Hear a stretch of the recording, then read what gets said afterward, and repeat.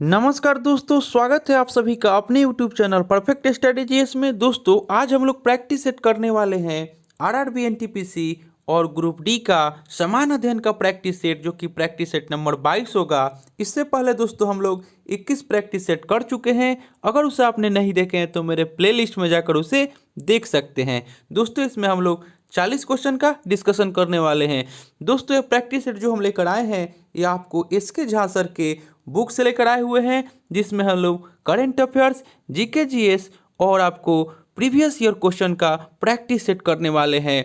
दोस्तों आपसे एक रिक्वेस्ट है कि अभी तक आप हमारे चैनल को सब्सक्राइब नहीं किए हैं तो प्लीज़ इसे सब्सक्राइब कर लें और इसे ज़्यादा से ज़्यादा लाइक करें, दोस्तों में शेयर करें फेसबुक, व्हाट्सएप, टेलीग्राम के माध्यम से, और बेल आइकन का बटन दबाना ना भूलें, क्योंकि जो भी मैं वीडियो डालूंगा उसका नोटिफिकेशन आपको पहले प्राप्त होगा।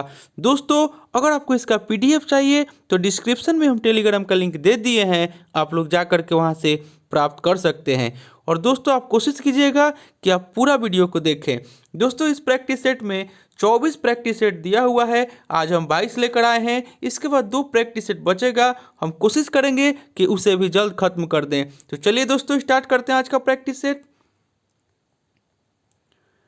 आज का पहला क्वेश्चन आपका हो जाएगा, कह रहा है कि विंध्य शक्ति डैश वंश के संस्थापक थे।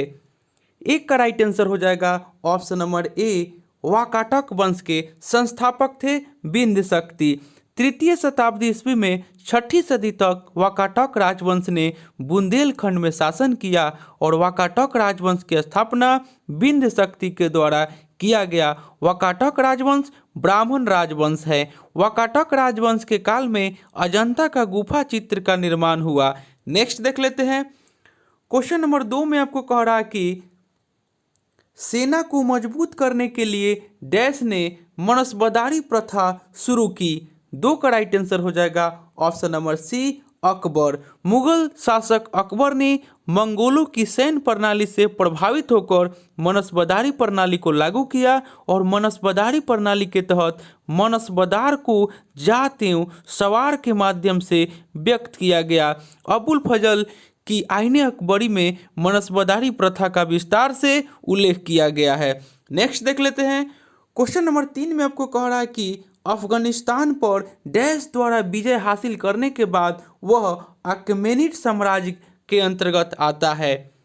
3 का राइट आंसर हो जाएगा ऑप्शन नंबर ए, पर्सिया के डेरियस प्रथम। डेरियस प्रथम लगभग 520 ईस्वी पूर्व में अफगानिस्तान विजय के पश्चात वह भारत पर आक्रमण करने वाला पहला शासक था और डेरियस प्रथम पारसिया या ईरान का शासक था।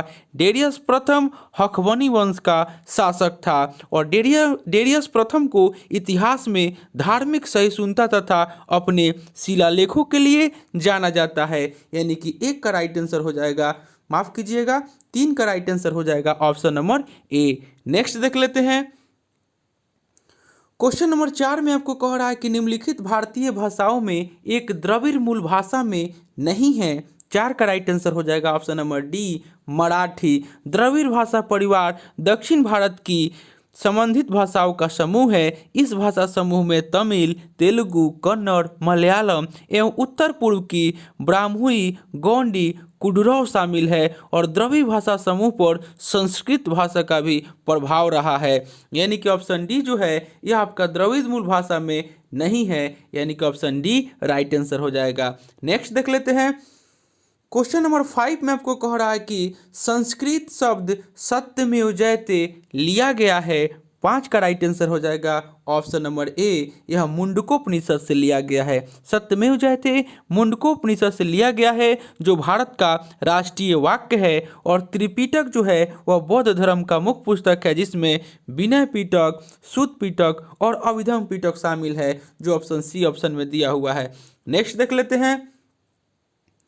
क्वेश्चन नंबर 6 में कह रहा है कि एल नीनो डैश महासागर में तापमान असामान्यता को दर्शाता है। 6 का राइट आंसर हो जाएगा ऑप्शन नंबर बी, प्रशांत महासागर में तापमान असामान्यता को दर्शाता है एल नीनो। यानी कि 6 का राइट आंसर ऑप्शन बी हो जाएगा, प्रशांत महासागर। नेक्स्ट देख लेते हैं। क्वेश्चन नंबर 7 में आपको कह रहा है कि पृथ्वी के स्थलीय क्षेत्र में भारत का हिस्सा डैश है। 7 का राइट आंसर हो जाएगा ऑप्शन नंबर बी, यानी कि 2.4%। विश्व के कुल भूभाग का 2.43 भाग भारत है और विश्व की कुल जनसंख्या का 17.5% लोग भारत में रहते हैं। नेक्स्ट देख लेते हैं। क्वेश्चन नंबर 8 में कह रहा है कि सोन नदी का उद्गम स्थल निम्नलिखित में से कौन सा है। 8 का राइट आंसर हो जाएगा ऑप्शन नंबर डी, अमरकंटक पहाड़ी। सोन नदी की उद्गम स्थल मध्य प्रदेश का अमरकंटक है और अमरकंटक से ही सोन एवं नर्मदा नदी निकलती है। सोन नदी गंगा की सहायक नदी है जो गंगा में पटना जिला में गिरती है, जबकि अमरकंटक से ही निकलने वाली नदी नर्मदा नदी खंभात की खाड़ी में गिरती है। नेक्स्ट देख लेते हैं। क्वेश्चन नंबर 9 में आपको कह रहा है कि विजयवाड़ा किस नदी के तट पर स्थित है। 9 का राइट आंसर हो जाएगा ऑप्शन नंबर बी, यह कृष्णा नदी के तट पर स्थित है विजयवाड़ा। नेक्स्ट देख लेते हैं। क्वेश्चन नंबर 10 में कह रहा है कि इनमें से कौन सा कृषि उत्पाद बाजार में अधिकतम निर्यात मूल्य अर्जित करता है। 10 का राइट आंसर हो जाएगा ऑप्शन नंबर डी, बासमती चावल। अंतर्राष्ट्रीय बाजार में बासमती चावल की मांग अधिक होने के कारण उसका सर्वाधिक निर्यात किया जाता है और भारत का कृषि उत्पाद में सर्वाधिक निर्यात चाय का होता है, लेकिन आपको विकल्प में चाय नहीं दिया हुआ है, इसलिए ऑप्शन डी हो जाएगा इसका राइट आंसर। नेक्स्ट देख लेते हैं। क्वेश्चन नंबर 11 में कह रहा है कि एफडीआई का अर्थ 11 का राइट आंसर हो जाएगा ऑप्शन नंबर डी, यानी कि प्रत्यक्ष विदेशी निवेश। प्रत्यक्ष विदेशी निवेश यानी कि फॉरेन डायरेक्ट इन्वेस्टमेंट किसी एक देश की कंपनी का दूसरे देश में किया गया निवेश प्रत्यक्ष विदेशी निवेश कहलाता है। आमतौर पर माना जाता है कि एफडीआई के लिए कम से कम विदेशी निवेशों को 10% शेयर खरीदना होता है। नेक्स्ट देख लेते हैं। क्वेश्चन नंबर 12 में आपको कह रहा है, क्वेश्चन नंबर 12 में कह रहा है कि कौन सा भारतीय स्टॉक एक्सचेंज अपना खुद का प्रारंभिक सार्वजनिक प्रस्ताव यानी कि आईपीओ लाने की योजना बना रहा है। 12 का राइट आंसर हो जाएगा option number B, national stock exchange यानी कि एनएसई। प्रारंभिक सार्वजनिक प्रस्ताव से तात्पर्य है कि यदि कोई कंपनी अपनी शेयरों की बिक्री सार्वजनिक रूप से जनता के मध्य करती है तो वह कंपनी पब्लिक के लिए प्रारंभिक सार्वजनिक प्रस्ताव लाती है। और किसी भी कंपनी को जब बाजार से पूंजी निर्माण के लिए शेयर जारी करना होता है तो पहली बार जारी किया गया शेयर को आईपीओ कहा जाता है। नेक्स्ट देख लेते हैं। क्वेश्चन नंबर 13 में आपको कह रहा है कि राष्ट्रीय पेंशन योजना में पंजीकरण के लिए अधिकतम आयु कितने वर्ष है। यानी कि अधिकतम आयु पूछ रहा है राष्ट्रीय पेंशन योजना में पंजीकरण के लिए, तो 13 का राइट आंसर हो जाएगा ऑप्शन नंबर बी, यानी कि 60 वर्ष। राष्ट्रीय पेंशन योजना भारत सरकार की एक रिटायरमेंट स्कीम है। 1 मई 2009 से यह स्वैच्छिक आधार पर असंगठित क्षेत्र के कामगारों सहित देश के सभी नागरिकों को प्रदान की जा रही है। यह योजना 1 जनवरी 2004 को लॉन्च की गई थी और इस योजना के तहत 18 से 60 वर्ष के नागरिकों को शामिल किया जाता है और इस योजना के तहत न्यूनतम 500 की मासिक योगदान करना होता है। नेक्स्ट देख लेते हैं। क्वेश्चन नंबर 14 में आपको कह रहा है कि स्वच्छ भारत मिशन किस लिए है। 14 का राइट आंसर हो जाएगा ऑप्शन नंबर सी, भारत को स्वच्छ एवं स्वस्थ बनाने के लिए। स्वच्छ भारत मिशन 2 अक्टूबर 2014 से स्वच्छता अभियान के लिए चलाया गया है और यह अभियान के तहत कहा गया है कि महात्मा गांधी ने देश को गुलामी से मुक्त कराया, परंतु स्वच्छ भारत का उनका सपना पूरा नहीं हुआ और महात्मा गांधी ने अपने आसपास के लोगों को स्वच्छता बनाए रखने संबंधी शिक्षा प्रदान कर राष्ट्र को एक उत्कृष्ट संदेश दिया था। यानी कि 14 का राइट आंसर ऑप्शन सी हो जाएगा। नेक्स्ट देख लेते हैं। क्वेश्चन नंबर 15 में कह रहा है कि तेलंगाना राज्य में लोकप्रियता में निम्नलिखित में से कौन सा नृत्य रूप किया जाता है। यानी कि 15 का राइट आंसर हो जाएगा option number B, पेरीना Tandavam. Telangana का लोक नृत्य जो एक युद्ध नृत्य है वह पेरीना तांडवम है। यह नृत्य अर्धशास्त्रीय नृत्य के समान है। मोहिनीअट्टम जो है वह केरल का शास्त्रीय नृत्य है। मोहिनीअट्टम। भरतनाट्यम जो है वह तमिलनाडु का शास्त्रीय नृत्य है। नेक्स्ट देख लेते हैं। क्वेश्चन नंबर 16 में आपको मिलान करना है। निम्नलिखित का सही मिलान करिए। 16 का राइट आंसर आप लोग को करना है। 16 का राइट आंसर हो जाएगा ऑप्शन नंबर ए, यानी कि वाट जो है वह आपको नैनोमीटर इसका हो जाएगा। और उसके बाद किलोवाट घंटा जो है वह आपको 1000 वाट जो है वह किलोवाट घंटा हो जाएगा। उसके बाद आपका 1 वाट घंटा जो दे रहा है 3, इसका हो जाएगा आपको 3.6 गुने 10 के पावर 6 जूल। उसके बाद 1 हॉर्स पावर बराबर 746 वाट होता है, यानी कि वाट हो जाएगा नैनोमीटर प्रति नैनोमीटर, किलोवाट प्रति किलोवाट, यानी कि 3.6 गुने 10 के पावर 6 जूल। किलोवाट घंटा यानी कि किलोवाट घंटा 3.6 गुने 10 के पावर 6 जूल। और किलोवाट केवल हो जाएगा 1000 वाट और 1 हॉर्स पावर बराबर 746 वाट, यानी कि 16 का राइट आंसर हो जाएगा ऑप्शन नंबर ए। नेक्स्ट देख लेते हैं। क्वेश्चन नंबर 17 में कह रहा है कि यदि कोई व्यक्ति 12 न्यूटन के एक स्थिर बल से 4 मीटर चलता है तो उसके द्वारा किया गया कार्य है। 17 का राइट आंसर हो जाएगा ऑप्शन नंबर सी, यानी कि 48 जूल हो जाएगा। F बराबर 12 न्यूटन, S बराबर हो जाएगा 4 मीटर और W आपको निकालना है तो W बराबर होता है F इंटू एस। आपको इसी फार्मूला से इसका right answer option C 48 joule हो जाएगा। नेक्स्ट देख लेते हैं। क्वेश्चन नंबर 18 में कह रहा है कि यांत्रिक ऊर्जा और गतिज ऊर्जा बराबर डैश दिया हुआ है। तो यहाँ पे आपको हो जाएगा इसका 18 का राइट आंसर ऑप्शन बी हो जाएगा, यानी कि स्थितिक ऊर्जा। यांत्रिक ऊर्जा जो है वह गतिज ऊर्जा प्लस स्थितिक ऊर्जा होता है। यांत्रिक ऊर्जा जो है वह गतिज ऊर्जा प्लस स्थितिक ऊर्जा होता है, यानी कि 18 का राइट आंसर ऑप्शन बी हो जाएगा। नेक्स्ट देख लेते हैं। क्वेश्चन नंबर 19 में आपको कह रहा है, क्वेश्चन नंबर 19 में कि थिएटर में 3D फिल्में देखने समय हमें विशेष चश्मे पहनने होते हैं, क्योंकि 19 का राइट आंसर हो जाएगा ऑप्शन नंबर बी, क्योंकि 3D फिल्में विशेष रंग इस्तेमाल करती है जो मानव आंखों द्वारा महसूस नहीं किए जा सकते हैं, यानी कि 19 का राइट आंसर ऑप्शन बी हो जाएगा। नेक्स्ट देख लेते हैं। क्वेश्चन नंबर 20 में कह रहा है कि निम्नलिखित में से किसमें परिवर्तन करके किसी पदार्थ को एक अवस्था या रूप से दूसरे में परिवर्तित किया जा सकता है। तो 20 का राइट आंसर हो जाएगा ऑप्शन नंबर डी, तापमान। तापमान में परिवर्तन करके किसी पदार्थ को एक अवस्था या रूप से दूसरे में परिवर्तित किया जा सकता है। नेक्स्ट देख लेते हैं। क्वेश्चन नंबर 21 में कह रहा है कि विज्ञान में कौन सा नियम मिश्रण के गुणों का पालन नहीं करता है। 21 का राइट आंसर हो जाएगा ऑप्शन नंबर सी, इसे भौतिक विधि से अलग किया जाता है। मिश्रण जो है वह 2 या 2 से अधिक तत्वों या यौगिकों या पदार्थों को किसी भी अनुपात में मिलाने से मिश्रण प्राप्त होता है और मिश्रण के घटक उनके गुणों को बरकरार रखते हैं और मिश्रण अलग अलग पदार्थों के हो सकते हैं। इसे भौतिक विधि से अलग किया जाता है। नेक्स्ट देख लेते हैं। क्वेश्चन नंबर 22 में कह रहा है कि निम्नलिखित में से कौन सा अम्ल का गुण नहीं है। 22 का राइट आंसर हो जाएगा ऑप्शन नंबर बी, अम्ल का स्वाद कड़वा होता है। यह आपका सही नहीं है। अम्ल के गुण, अम्लों का स्वाद खट्टा होता है। अम्ल मिथाइल ऑरेंज और नीले लिटमस को लाल कर देते हैं। अम्ल क्षारों से अभिक्रिया करके लवण और जल बनाते हैं। इनका जलीय विलयन विद्युत का चालक होता है और अम्ल का पीएच वैल्यू 7 से कम होता है। नेक्स्ट देख लेते हैं।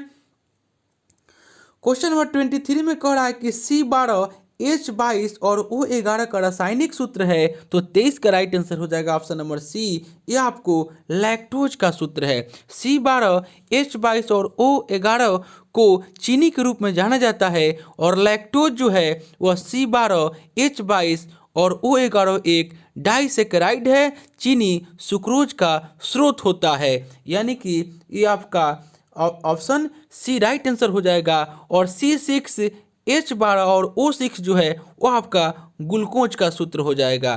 तो यानी कि ग्लूकोज का सूत्र होता है C6H12 और O6 और ये आपको लैक्टोज का हो जाएगा, यानी कि 23 का राइट आंसर ऑप्शन सी हो जाएगा। नेक्स्ट देख लेते हैं। क्वेश्चन नंबर 24 में आपको कह रहा है कि डैश में विटामिन डी सबसे ज़्यादा होता है। 24 का राइट आंसर हो जाएगा option number C cod liver तेल, यानी कि मछली के तेल में जो है विटामिन डी सबसे ज़्यादा होता है, जिसको हम लोग कॉड लिवर तेल कहते हैं। नेक्स्ट देख लेते हैं। क्वेश्चन नंबर 25 में आपको कह रहा है कि पौधों में पाया जाने वाला नीला, बैंगनी या लाल फ्लेवोनाइड वर्ण किसकी उपस्थिति के कारण होता है। तो 25 का राइट आंसर हो जाएगा ऑप्शन नंबर बी एंथोसाइनिन। पौधों में पाया जाने वाला नीला, बैंगनी या लाल फ्लेवोनाइड वर्णक एंथोसाइनिन की उपस्थिति के कारण होता है। नेक्स्ट देख लेते हैं। 26 में कह रहा है कि मानव शरीर में प्रोस्टेट एक डैश है। यहाँ पे शरीर जो मिसप्रिंट हो गया है, कर लीजिएगा आप लोग। मानव शरीर में प्रोस्टेट एक डैश है। 26 का राइट आंसर हो जाएगा आपका ऑप्शन नंबर बी, यह आपको ग्रंथि है।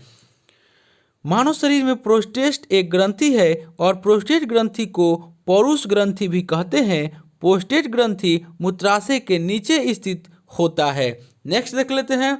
क्वेश्चन नंबर 27 में आपको कह रहा है कि शरीर में कैल्शियम ऑक्सलेट की बहुत ज़्यादा मात्रा डैश का कारण बनती है। तो 27 का राइट आंसर हो जाएगा ऑप्शन नंबर सी पथरी का कारण बनती है।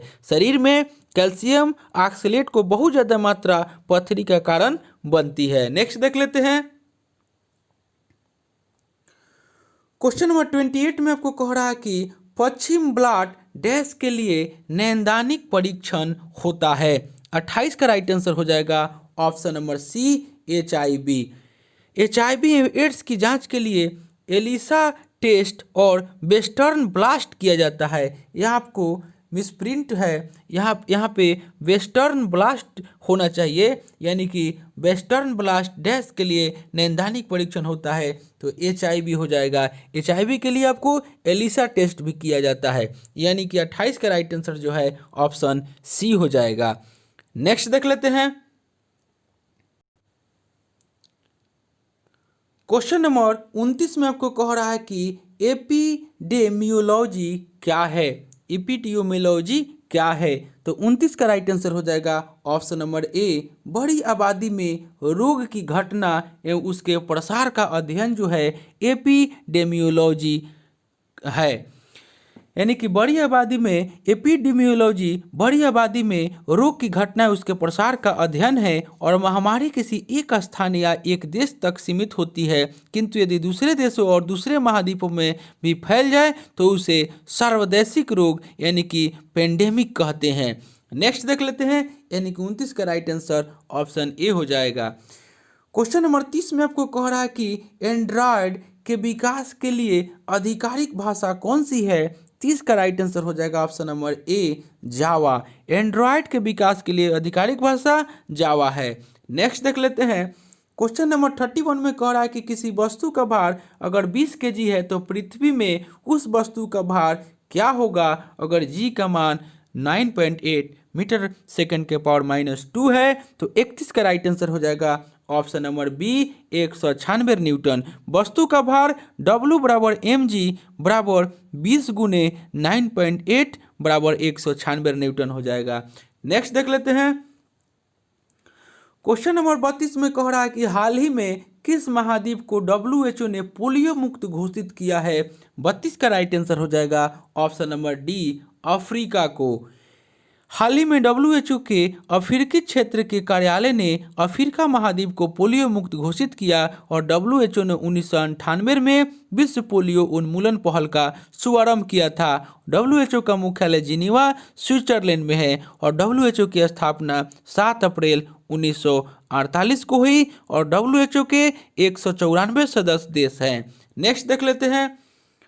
क्वेश्चन नंबर 33 में आपको कह रहा है कि जिमेक्स 20 द्विपक्षीय समुद्री युद्धाभ्यास किन दो देशों के बीच हुआ?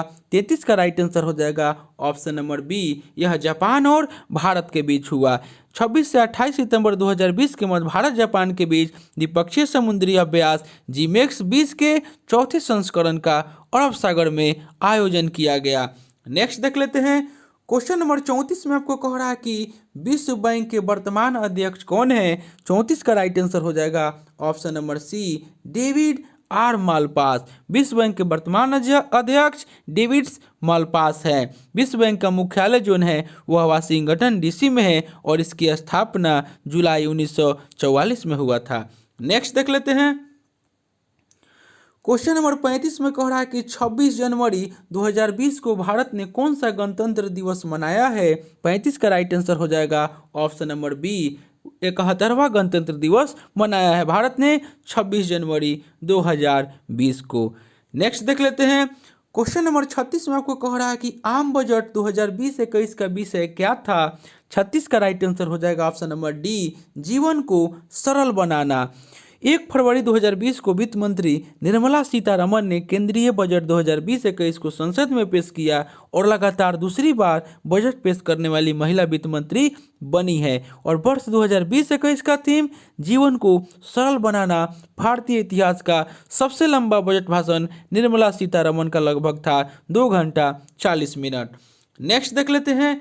क्वेश्चन नंबर 37 में आपको कह रहा है कि किस राज्य सरकार ने स्कूलों में प्रस्तावना पढ़ना अनिवार्य कर दिया है? 37 का राइट आंसर हो जाएगा ऑप्शन नंबर सी, महाराष्ट्र। हाल ही में महाराष्ट्र और मध्य प्रदेश ने प्रस्तावना पढ़ना अनिवार्य कर दिया है, महाराष्ट्र और मध्य प्रदेश। नेक्स्ट देख लेते हैं। क्वेश्चन नंबर 38 में कह रहा है कि प्रधानमंत्री नरेंद्र मोदी आयोजित परीक्षा पे चर्चा 2020 कार्यक्रम का आयोजन किस शहर में हुआ है? 38 का राइट आंसर हो जाएगा ऑप्शन नंबर बी, नई दिल्ली में। प्रधानमंत्री नरेंद्र मोदी द्वारा 20 जनवरी 2020 में परीक्षा पर चर्चा कार्यक्रम में देश भर के छात्रों से रूबरू होंगे और इस चर्चा में पीएम ने छात्रों को गुरु मंत्र डर की वजह से आगे नहीं बढ़े तो इसमें बुरा कुछ नहीं। इस कार्यक्रम में 1050 छात्रों को चयन निबंध प्रतियोगिता के द्वारा किया गया। नेक्स्ट देख लेते हैं। क्वेश्चन नंबर 39 में कह रहा है कि वर्तमान में मध्य प्रदेश के मुख्यमंत्री है। 39 का राइट आंसर हो जाएगा ऑप्शन नंबर सी, माफ कीजिएगा, वर्तमान में मध्य प्रदेश के मुख्यमंत्री कौन है? ऑप्शन नंबर डी हो जाएगा शिवराज सिंह चौहान जो है वर्तमान में मध्य प्रदेश के मुख्यमंत्री है और यह चौथी बार मध्य प्रदेश के मुख्यमंत्री के रूप में शपथ लिया है शिवराज सिंह चौहान, यानी कि 39 का राइट आंसर हो जाएगा ऑप्शन नंबर डी। नेक्स्ट और अंतिम क्वेश्चन आज का हो जाएगा 40 में कह रहा है कि 5G नेटवर्क लॉन्च करने वाला विश्व का पहला देश कौन बना है? 40 का राइट आंसर हो जाएगा ऑप्शन नंबर डी, दक्षिण कोरिया। 5वीं पीढ़ी की मोबाइल सेवा यानी कि 5G सेवा शुरू करने की लेकर चल रही दौड़ में दक्षिण कोरिया ने बाजी मार ली, यानी कि दक्षिण कोरिया जो है वह पहला देश बना है 5G नेटवर्क लॉन्च करने वाला। तो दोस्तों यह प्रैक्टिस सेट जो हम लेकर आए थे यह आपको RRB NTPC और ग्रुप डी का प्रैक्टिस सेट नंबर 22 था। तो दोस्तों यह प्रैक्टिस सेट नंबर 22 था। इससे पहले दोस्तों हम लोग 21 प्रैक्टिस सेट कर चुके हैं। अगर उसे आपने नहीं देखे हैं तो मेरे प्लेलिस्ट में जाकर उसे देख सकते हैं। दोस्तों आपसे एक रिक्वेस्ट है कि अभी तक आप हमारे चैनल को सब्सक्राइब नहीं किए हैं तो प्लीज़ इसे सब्सक्राइब कर लें और इसे ज़्यादा से ज़्यादा लाइक करें, दोस्तों में शेयर करें फेसबुक, व्हाट्सअप, टेलीग्राम के माध्यम से और बेल आइकन का बटन दबाना ना भूलें क्योंकि जो भी मैं वीडियो डालूंगा उसका नोटिफिकेशन आपको पहले प्राप्त होगा। दोस्तों कोशिश कीजिएगा आप पूरा वीडियो को देखें और दोस्तों अगर आपको इसका PDF चाहिए तो डिस्क्रिप्शन में हम टेलीग्राम का लिंक दे दिए हैं, आप लोग जाकर के वहाँ से प्राप्त कर सकते हैं। तो चलिए दोस्तों मिलते हैं नेक्स्ट वीडियो में, तब तक के लिए धन्यवाद।